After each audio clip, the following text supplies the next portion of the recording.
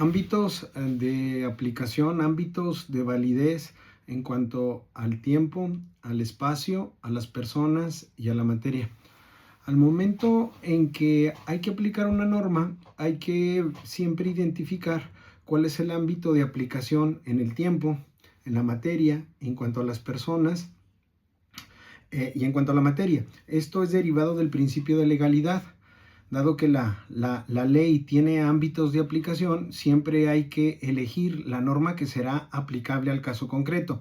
Es por eso que es muy importante analizar estos ámbitos, porque a partir de que las autoridades solamente pueden hacer aquello que la ley les confiere expresamente, es importante identificar la fuente que vamos a aplicar para resolver el caso concreto.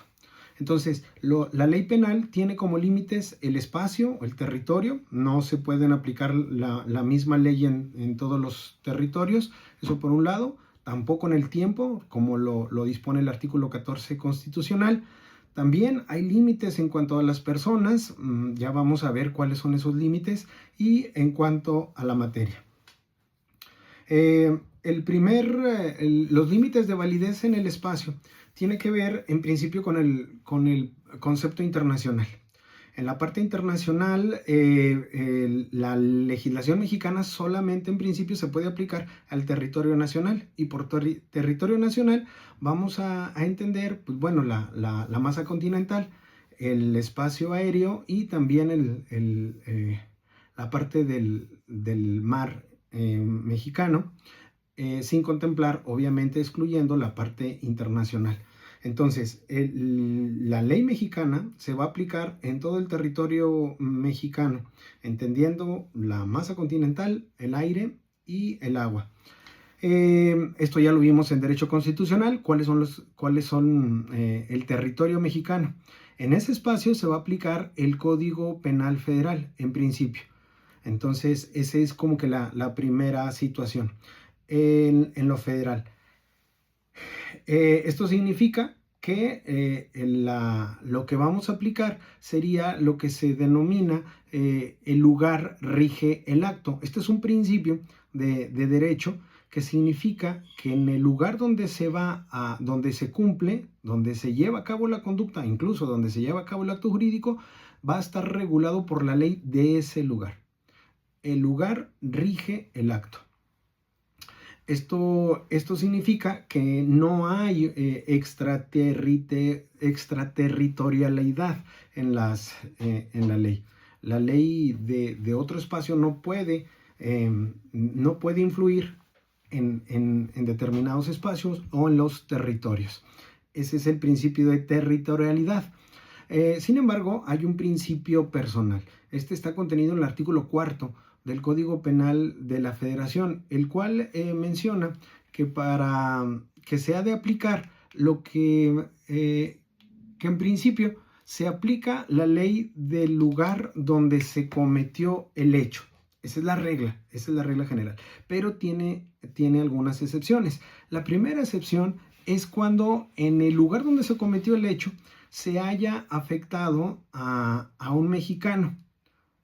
Segundo, que esa víctima mexicana en el extranjero, en un territorio que en principio la ley no era vigente, no haya sido procesado, no se haya llevado a cabo la investigación correspondiente y por tanto ese hecho en el extranjero haya quedado impune respecto de una víctima mexicana.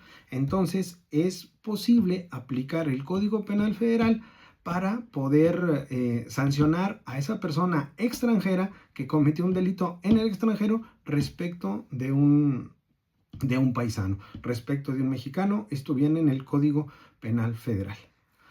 En cuanto al principio real, pues esto significa que se aplica la legislación correspondiente para algunos casos que, según el maestro Orellana Bierko, nos lo hace valer de la siguiente manera.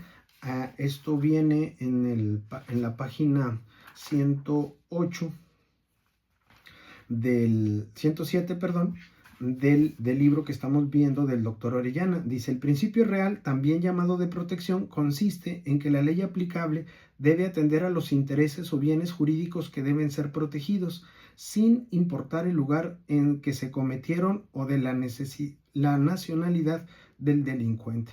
Lo que importa es el estado al que pertenece la víctima. Este es un principio o una regla de excepción a la regla general de que el lugar rige el acto.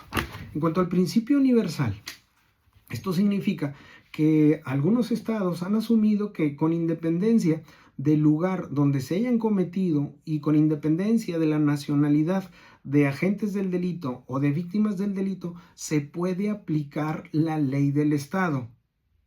Me explico. México pudiera sancionar hechos cometidos en otro espacio porque eso vulnera la seguridad jurídica o el sentido de justicia del Código Penal mexicano. Estoy poniendo un ejemplo porque esto en realidad no lo hemos hecho desde México, pero hay otros países que sí han asumido esta justicia universal. Y decir, si yo ya detecté que una persona extranjera en el extranjero respecto a de víctima extranjera ha cometido un delito, eso vulnera la seguridad jurídica de la nación y por tanto puedo aplicar mi legislación. Obviamente aquí se rompe este principio de territorialidad con el ánimo de poder aplicar una sanción y el hecho no quede impune. Por otro lado, tenemos el derecho penal internacional. El derecho penal internacional ha hecho que se cree un tribunal internacional de La Haya. Es la Corte Internacional Penal, donde se sancionan delitos internacionales. ¿Cuáles son estos? Los delitos de la Corte Penal Internacional que se pueden revisar están delimitados a los delitos de lesa humanidad, perdón, genocidio, crímenes de guerra. Esos serían únicamente los delitos que tiene competencia este Tribunal Penal Internacional. Sanciona estados.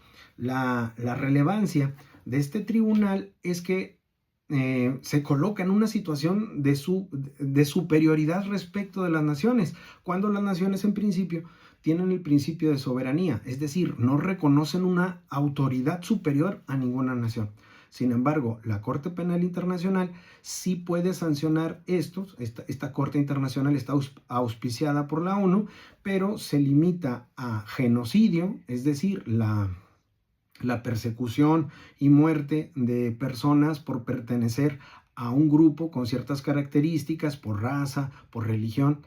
Los crímenes de guerra, en el caso de que haya guerra, en la guerra hay ciertas reglas que no se pueden sancionar, como que no se pueden llevar a cabo si no se cometen estos crímenes de guerra, y también los crímenes de lesa humanidad y crímenes de agresión. Es decir, situaciones que vulneren el derecho internacional y van a ser competencia de la Corte Penal Internacional. Esto sería por lo que hace a la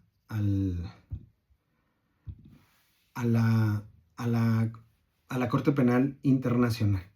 El otro tema es la extradición. La extradición es cuando hay una investigación que se está siguiendo en contra de un sujeto, sin embargo, este está fuera del espacio donde se va a ejercer el proceso penal. Entonces, el Estado requiere a otro Estado donde se encuentra el procesado para que lo entregue, y con esto se pueda iniciar válidamente el proceso penal. En los procesos penales se tiene la regla de que no se pueden llevar a cabo procesos penales en ausencia. El proceso penal no se lleva en rebeldía. El proceso penal se lleva con la persona estando presente durante el proceso, en el lugar donde se está llevando a cabo el proceso. Y por eso es importante ubicar a la persona para que comparezca al proceso o bien se le imponga la sanción correspondiente. Esto es la extradición, y la extradición tiene varias clasificaciones. La primera es la extradición activa, que es cuando se solicita por parte de un estado al otro que entregue a la persona que se ha de procesar. Uno de los casos más sonados que han existido es el del exgobernador de Veracruz, Javier Duarte, que se fue a Centroamérica. Entonces México le pidió al Estado centroamericano que lo entregara. Ahí hay una extradición activa porque México requiere a ese país para que entregue a esa persona. Pero México también puede resentir este tipo de conductas. Ahí tenemos una extradición pasiva cuando Estados Unidos le pide a México, a través de un proceso de extradición, que entregue a esa persona para que en Estados Unidos o en cualquier otra parte del mundo se pueda llevar válidamente el proceso para con esa persona. La extradición espontánea es cuando el país entrega directamente, incluso sin requerimiento, a la persona que se sabe está siendo perseguida penalmente. Y el concurso de extradición es cuando dos o más países requieren a una misma persona donde se encuentra en el estado donde se hace la solicitud de, de extradición. México, en el artículo 33 constitucional, tenía un artículo, el 33, donde permitía al Ejecutivo, al presidente de la República, la expulsión de extranjeros que fueran nocivos. Esta disposición constitucional ha desaparecido. Ahora, para llevar a cabo la expulsión, se tiene que llevar a cabo un proceso o se tiene que respetar siempre el principio de extradición. Sin embargo, la extradición tiene un contrapeso y es el derecho de asilo que puedan tener las personas extranjeras en un país determinado. En este caso, el país le da asilo a esa persona y por tanto es inmune a los procesos de extradición. En la época reciente hubo una situación que se dio se está dando con peruanos y bolivianos, donde personajes políticos de Perú y de Bolivia han estado en México y estos gobiernos les han pedido que entreguen a esas personas. El año pasado, por ejemplo, un funcionario peruano, me parece, ingresó a la embajada mexicana. Y la policía peruana entró a la embajada mexicana. Entonces México obviamente reclamó la invasión al espacio territorial, al espacio de la embajada, violentando las reglas diplomáticas internacionales. Porque ningún país puede ingresar a otro país sin autorización previa o sin seguir el procedimiento procesal, el procedimiento correspondiente. Y en este caso la policía ingresó a la embajada mexicana violando el derecho internacional. Bueno, en este caso México estaba dando asilo a esa persona en la embajada, pero también lo puede dar en el país. ¿Por qué? Porque México consideraba que estas personas a las cuales se estaba asilando, pues eran perseguidos políticos, que es una de las razones por las cuales se puede dar el asilo. El asilo se puede dar por persecución política o bien porque haya movilizaciones o haya desplazamientos a partir de movimientos de guerra, de persecución o de peligro de muerte para esas personas asiladas. Una persona que está en asilo, digamos que es inmune a la extradición. Había en la década pasada, Julian Assange reveló o creó algo que se llama Wikileaks y ingresó a archivos norteamericanos y le dio gran difusión, donde se revelaron audios, videos, documentos de todo lo que estaba pasando en la política estadounidense con la relación a muchos otros estados. Y esta información pues, fue develada, se filtró y Estados Unidos quería sancionar a Julian Assange. Julian Assange en principio se estuvo yendo de embajadas en embajadas, fue asilado principalmente por el gobierno ecuatoriano y duró mucho tiempo en la embajada de Ecuador bajo la figura de asilo impidiendo que se cumplimentara la orden de aprehensión o el requerimiento formal que estaba haciendo Estados Unidos para procesar a Julian Assange por la difusión de la información. El asilo se puede llevar a cabo en el país o en la embajada del país. En el caso de Julian Assange era un asilo diplomático porque estaba en la embajada ecuatoriana en Inglaterra.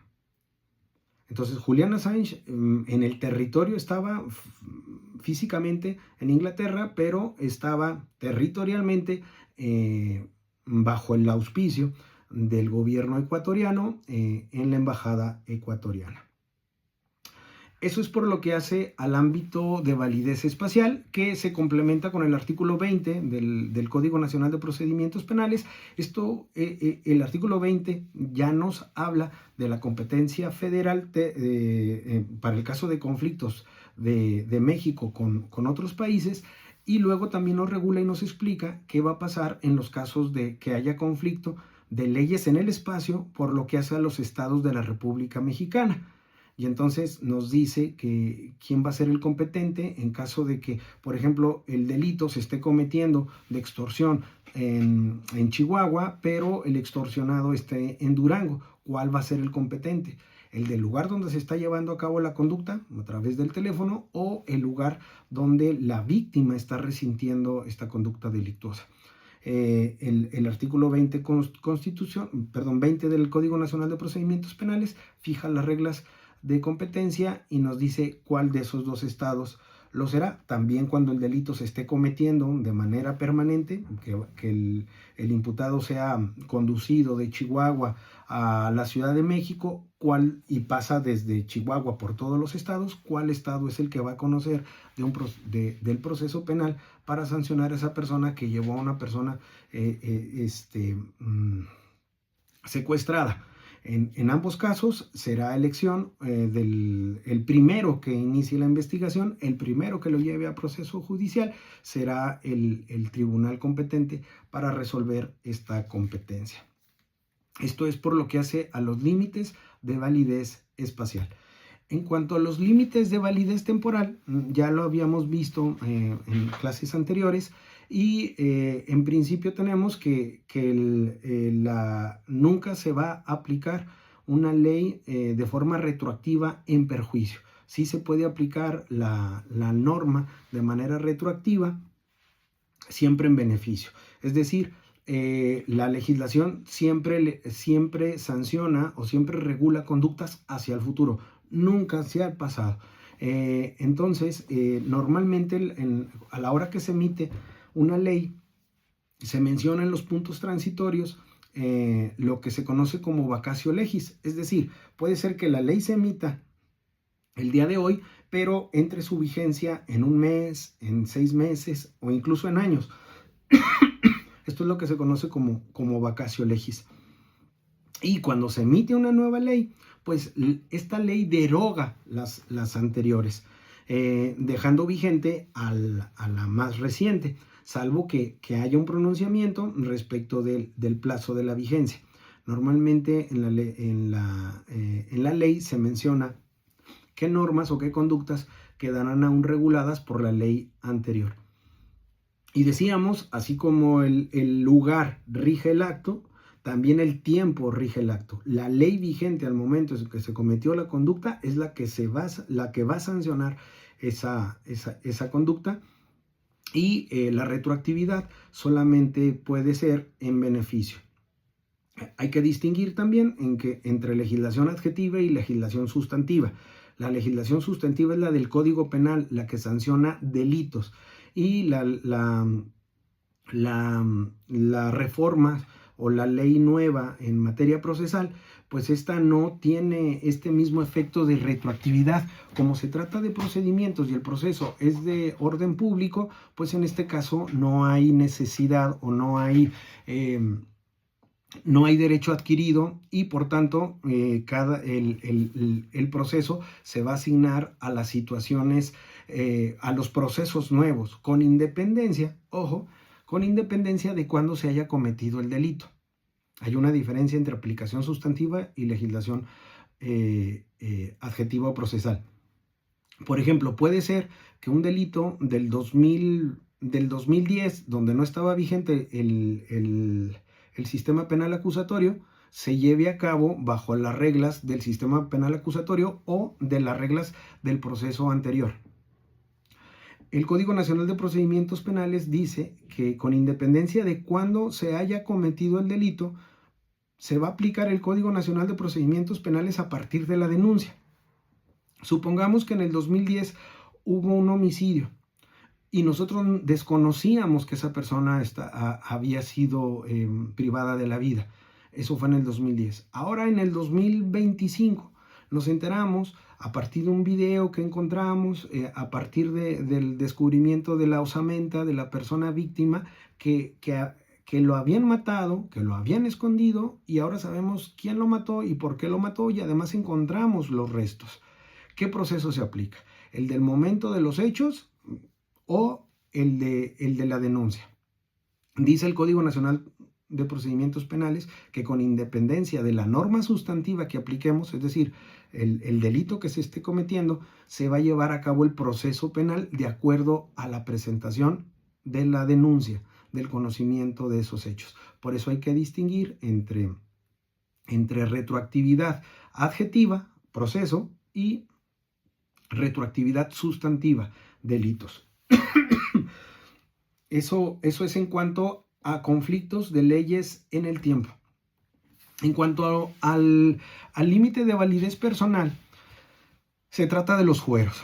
¿Qué son los fueros? Históricamente los fueros siempre han existido, y la primera situación que teníamos era que la ley reconocía, identificaba a políticos, religiosos y militares.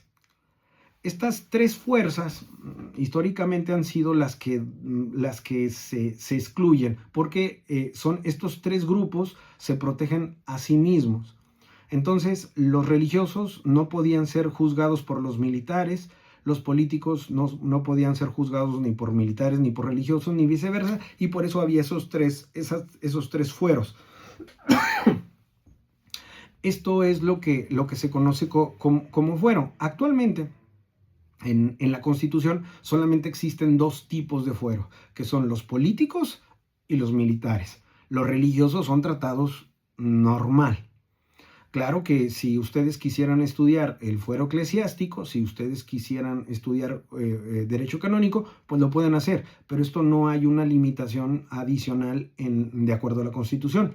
La Constitución sí reconoce procedimientos específicos respecto de políticos y respecto de militares. Vamos con los primeros. En cuanto al trámite o procedimiento de los políticos, hay que seguir las reglas del artículo 108 de la Constitución Política de los Estados Unidos Mexicanos, que nos dice que los políticos, para permitirles que se dediquen a la función que les hemos encomendado, ya sea en el Ejecutivo, en las Secretarías de Estado, en el Legislativo, en el Poder Judicial, para permitirles a ellos trabajar en beneficio del Estado, no se les puede llegar y tratar como si fueran cualquier hijo de vecina. Y por tanto se debe llevar a cabo un proceso especial. Durante el encargo que ellos tengan, no se les puede amonestar con un proceso penal. Y en todo caso tendría en principio que hacer un juicio de desafuero, retirarles esa protección constitucional para que ellos puedan enfrentar el proceso penal. Eso por un lado. Insistimos, solamente en materia penal. Si ustedes quieren demandar civilmente o familiarmente a un magistrado, al presidente de la República, al gobernador del estado, a un diputado, lo pueden hacer para reclamarle el pago de un pagaré, el pago de una deuda o el pago de los alimentos. En eso no hay restricción. La única restricción es en materia penal. Eso es Adicionalmente, en la Constitución se reconoce la responsabilidad política, es decir, cuando el presidente de la República haga traición a la patria, se lleva a cabo un proceso específico de acuerdo a la Constitución. Si las personas encargadas del funcionamiento del Estado cometen alguna falta administrativa, también se les puede seguir un proceso administrativo y distinguirlos, como decíamos, del proceso penal, donde se requiere de un procedimiento adicional antes de poder estos se enfrenten el proceso penal. Hay algo que se conoce como inmunidad. La inmunidad es un caso de excepción, es un caso muy debe de primar siempre el principio de legalidad y de igualdad. Y por tanto no habría por qué una persona fuera inmune. No impune, porque una cosa es la impunidad, es decir, que no se logre sancionar a las personas por la comisión del delito, de los delitos que hayan cometido, y otra cosa es inmunidad. Inmunidad es que la persona puede hacer lo que quiera y no va a ser siquiera procesada penalmente. Queda una sola reminiscencia de inmunidad en la Constitución, y es las opiniones que hagan los diputados y senadores, los legisladores en tribuna. Los legisladores pueden en tribuna hacer cualquier manifestación, cualquiera. Pueden decir la barbaridad más grotesca. Ese derecho está protegido y todo lo que se diga en opiniones en tribuna no puede ser objeto de sanción. Esa es una inmunidad, la inmunidad legislativa. Fuera de eso no existe otra figura de inmunidad reconocida en la Constitución, salvo la inmunidad diplomática. La inmunidad diplomática significa que si un personal diplomático de otros países cometiera un delito en México, México en principio respetaría la comisión de ese delito para permitir que sea el propio Estado el que lo sancione. Si este no lo sanciona, pues entonces ahora sí aplicamos la regla del artículo cuarto del Código Penal Federal, que habíamos hecho referencia al principio de esta plática. Hay que distinguir entre las leyes privativas y tribunales especiales. La Constitución dice que están prohibidas las leyes privativas y tribunales especiales. Esto tiene que explicarse a la luz del fuero militar. Es decir, sí hay tribunales, entre comillas, especiales, y estos son los tribunales militares. Los tribunales militares se encargan de aplicar sanciones a la disciplina militar, nada más. Si un militar comete un delito en contra de un paisano, en contra de un ciudadano, este militar debe de enfrentar la justicia del particular, la justicia del Estado, el Código Penal Federal, el Código Penal de los Estados. No, si lesiona o mata a un particular o comete cualquier otro delito, se deben aplicar las reglas del Código Penal correspondiente. No va a ser sancionado o procesado por el fuero militar. El fuero militar, insisto, solamente se ocupa de aquellas faltas o delitos contra la disciplina militar. Por lo tanto, sí se permite este tribunal especial que no viola el dispositivo constitucional que menciona que está prohibidas las leyes privativas. ¿Qué quiere decir una ley privativa? Que va dirigido a una persona o un grupo de personas específicas, y tribunales especiales, que un tribunal se crea con el fin único de poder sancionar una serie de conductas.